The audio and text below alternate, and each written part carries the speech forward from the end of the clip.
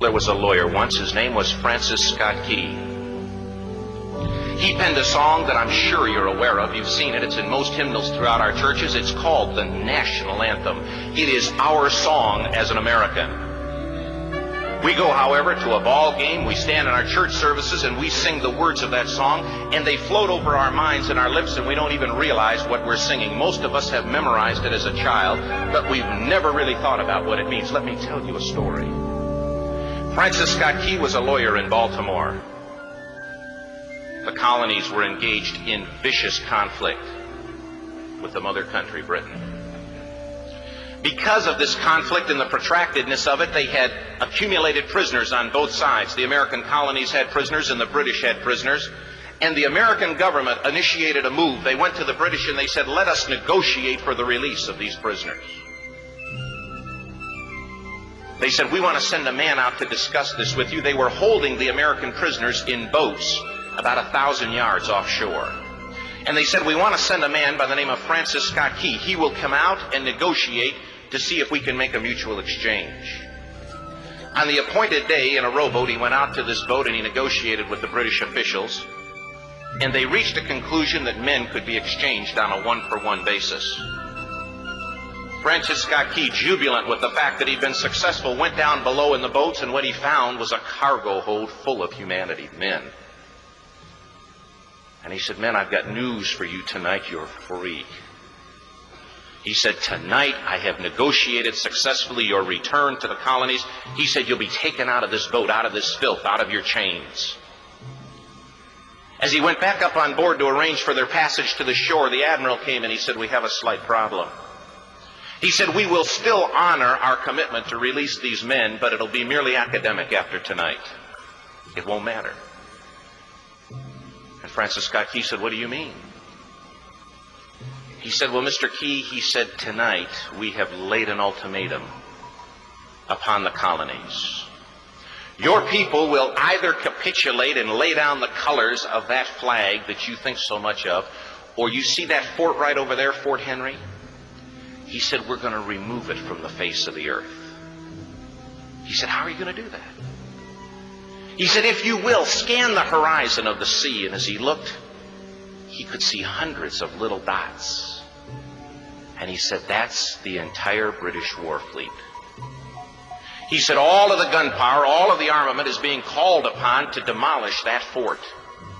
It will be here within striking distance in a matter of about 2.5 hours. He said, the war is over. These men would be free anyway. He said, you can't shell that fort. He said, that's a large fort. He said, it's full of women and children. He says, it's predominantly not a military fort.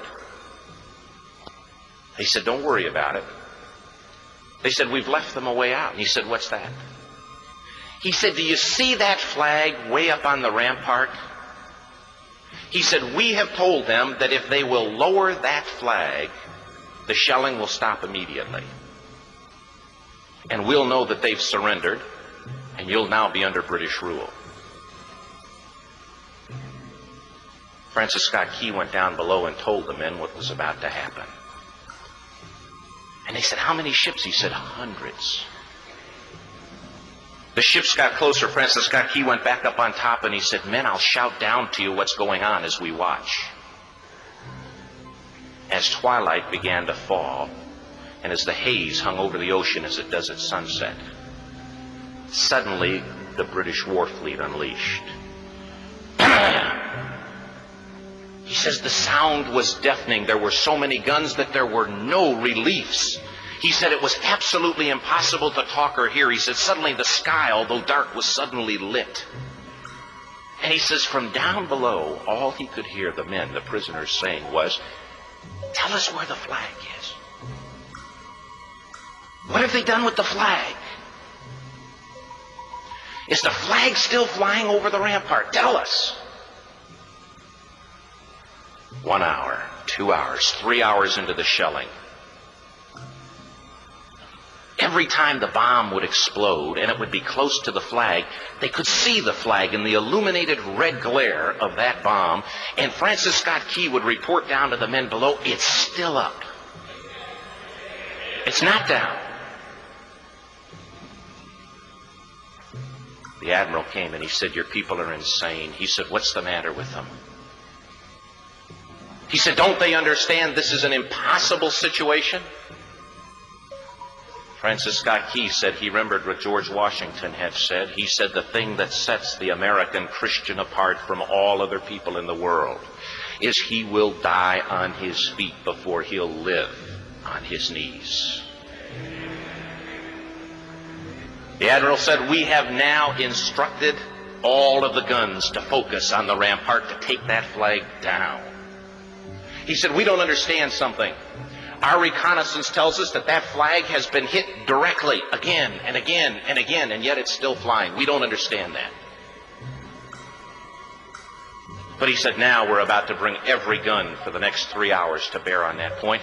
Francis Scott Key said the barrage was unmerciful. All that he could hear was the men down below praying. The prayer, "God, keep that flag flying where we last saw it." Sunrise came. He said there was a heavy mist hanging over the land, but the rampart was tall enough.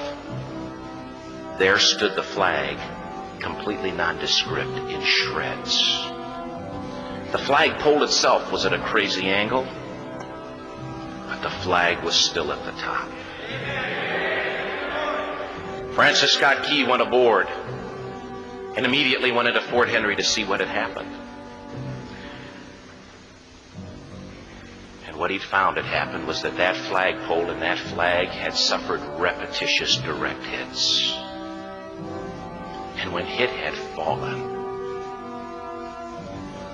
but men, fathers, who knew what it meant for that flag to be on the ground, although knowing that all of the British guns were trained on it, walked over and held it up humanly until they died. Their bodies were removed and others took their place. Francis Scott Key said what held that flagpole in place at that unusual angle were patriots' bodies.